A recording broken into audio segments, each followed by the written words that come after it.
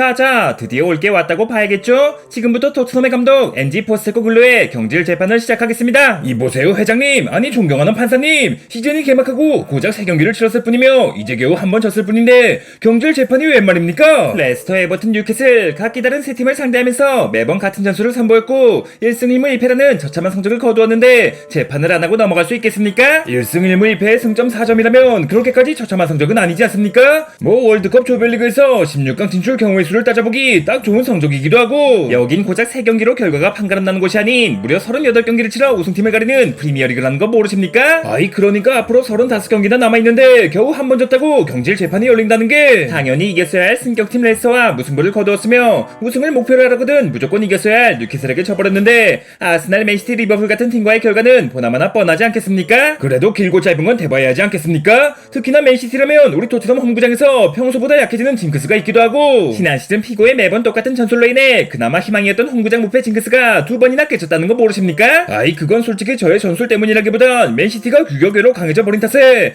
아무튼 비록 강팀만 만났다면 귀신같이 승점을 헌납했지만 그래도 제가 컨퍼런스도 못 나가던 토트넘에 유로파 티켓을 안겨준 감독인데, 우리 토트넘이 그래도 한때는 밥 먹듯이 챔스에 진출했으며 무려 챔스 결승까지 올라갔던 팀인데 고작 유로파 가지고 생색은 도대체 언제적 얘기를 하시는 건지. 그리고 우리 토트넘이라뇨, 케인 선수는 더 이상 토트넘 선수가 아니지 않습니까? 그럼 뭐 우리은행은 제가 우리은행 직원이라서 우리은행이라 부릅니까? 아이 그건 전혀 다른 의미 아닌가요? 저에게 있어 토트넘은 제 전재산을 믿고 맡길 수 있는 주거래 은행이나 다름없다는 말이죠. 어찌됐든 정식으로 인사드리겠습니다. 올해로 벌써 토트넘을 떠난 지 2년차지만 나 말고 다른 사람이 토트넘을 망치는 건 지켜볼 수 없다. 친정팀의 우승을 위해서라면 저의 우승을 포기할 수도 있는 세계 최초의 무관형 검사 해리 케인입니다.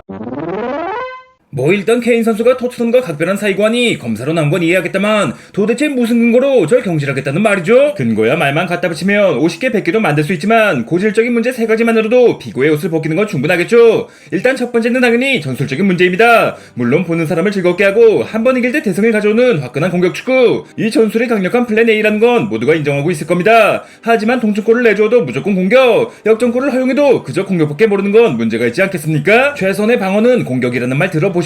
한두 골 차로 앞서고 있는 상황에서 남은 시간이 20분만 있더라도 따라잡히는 건 물론이고 얼마든 역전을 허용할 수 있습니다. 때문에 전 한 골이라도 더 넣는 것이 승리를 지키는 가장 완벽한 방법이라 생각하기에, 완벽한 방법은 씨발 다른 감독들은 회전목마도 못하는 겁쟁이라서 두 줄 수비를 세우고 걸어 잠그는 줄 아십니까? 상대팀이 어떻게든 빈틈을 공략하고자 역습 하나만 노리고 공격적으로 전술을 바꾸는 상황에서 뒷공간을 지키긴커녕 오히려 열어주고 앉았으니 매번 역습에 무너지면서 다 잡은 승리를 놓치는 거 아니겠습니까? 아이 솔직히 말해 저희 수비들이 조금만 더 탄탄한 수비를 보여줬다면 로드리급의 수미가 있는 것도 아니면서 풀백들은 하프라인 위쪽으로 올려놓고 그저 로메로와 반더벤에게 어떻게든 막아달라 하고 있는데 탄탄한 수비가 가능하겠습니까? 선제골을 지킬 수 있는 수비적인 플랜 B가 없다는 것, 아니 애초에 공격적으로 나간다 할지언정 세부적인 전술 변화조차 없다는 것, 어떻게 전술 하나만으로 스코틀랜드를 정복한 건지 모르겠지만 유럽 최고의 전술가들이 모여있는 프리미어리그에서 매번 똑같은 전술 복사 붙여넣기를 하고 있다는 게 토트넘의 피고를 경질해야 하는 첫 번째 근거입니다.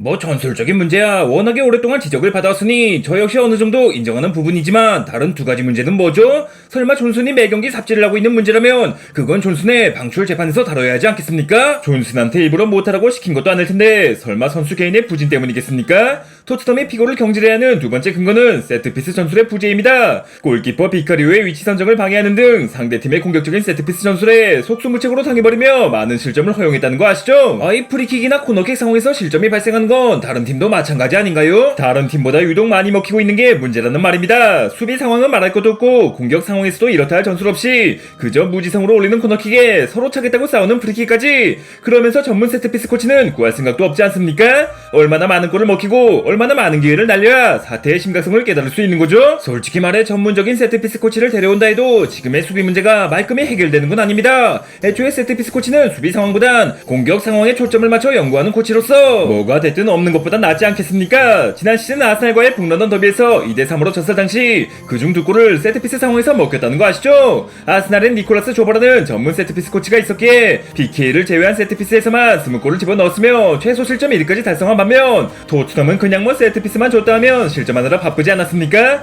마침 다음 상대가 아스날이라 들었는데 이에 대한 대비책은 당연히 준비가 안 돼 있겠죠. 아이 뭐 세트피스라는 게 별거 있겠습니까? 코너킥이라면 공격이고 수비가 할 것 없이 공중볼에 강한 로메로와 솔랑케를 믿어보고, 프리킥이라면 당연히 흥함차. 아니지 아니야, 전 공평함을 중요시하는 감독이니 손흥민과 프로 그리고 메디슨 중에 가위바위보를 이긴 사람이. 가위바위보는 씨발 어떻게 지금 이 자리에서 가위로 바위 이기는 거 보여드려요? 아무리 화딱지가 난다 해도 신성한 재판장에서 폭력은 좀 아니지 않겠습니까? 그리고 까놓고 말해, 세트피스가 나와봤자 몇 번이나 나온다고 뭐 그렇게까지 준비할 게 있었던가? 아니 없던 것 같은데. 그렇게 당해놓고도 정신을 못 차리고 있으니 고작 3경기 만에, 그것도 아직 한 번밖에 지지 않았음에도 경질 재판이 열리는 거 아니겠습니까? 아무튼 공격도 수비도 불안하게 만드는 세트피스 전술의 부재, 그게 피고를 경질시켜야 하는 두 번째 근거입니다.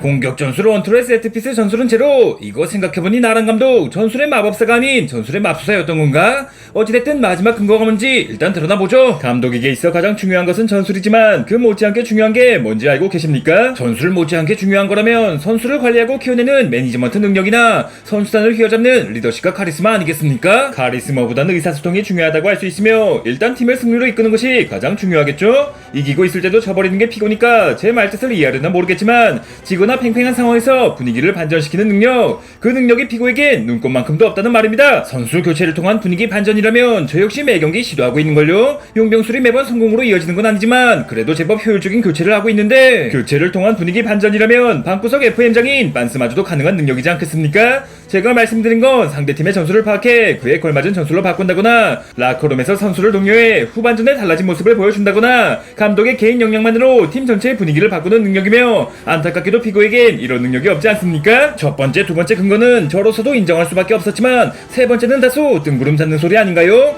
뭐 전술적인 변화야 필요가 없으니 하지 않았을 뿐이고, 라커룸이라면 저 역시 입 닫고 가만히 있진 않는걸요. 이렇게 말뜻을 못 알아먹으니 분위기를 바꾸진 못하는 거 아니겠습니까? 열심히 뛰어라, 잘하고 있다, 이런 소리를 하라는 게 아니라 상대 수비가 어떤 식으로 뛰고 있으니 그에 맞춰서 어떻게 움직여라, 이런 분석적인 능력이 경기력을 끌어올리는 방법이라는 걸 당연히 모르니까 매번 똑같은 역습에 당하고 있지 씨발. 어허, 검사 측 불필요한 욕설은 삼가해 주시기 바라며, 이제 얼추 신문이 끝난 것 같으니 다음으로 변호사 측의 변호를 들어보겠습니다. 반갑습니다. 포스텍 감독님의 변호를 맡은 토트넘의 거부기용 변호사 대안 쿨루셉스키입니다. 뭐 감독님께서 절 윙어가 아닌 공미나 제로톱으로 기용하면서 느림발이란 단점을 최소화하고 공격 정결한 날개를 달아주셨기에 저에게 있어선 최고의 스승이라 할 수 있지만, 검사님 말씀을 들어보니 확실히 문제가 많아 보이는걸요. 만에 하나 경질을 당하신다면 당연히 더 좋은 감독을 데려올 테고, 그렇게 되면 우승 가능성도 덩달아 올라가지 않겠습니까? 이상으로 변호를 마치겠습니다. 아니 드리블은 거북이가 따로 없으면서 변호는 뭐가 이렇게 빠른 거지? 그 전에 일단 이걸 변호라고 할 수 있는 건가? 어찌됐든 이것으로 1차 공판이 끝났으니 다가오는 아스날과의 북런던 더비 결과에 따라 피고의 경질 여부를 결정하겠습니다.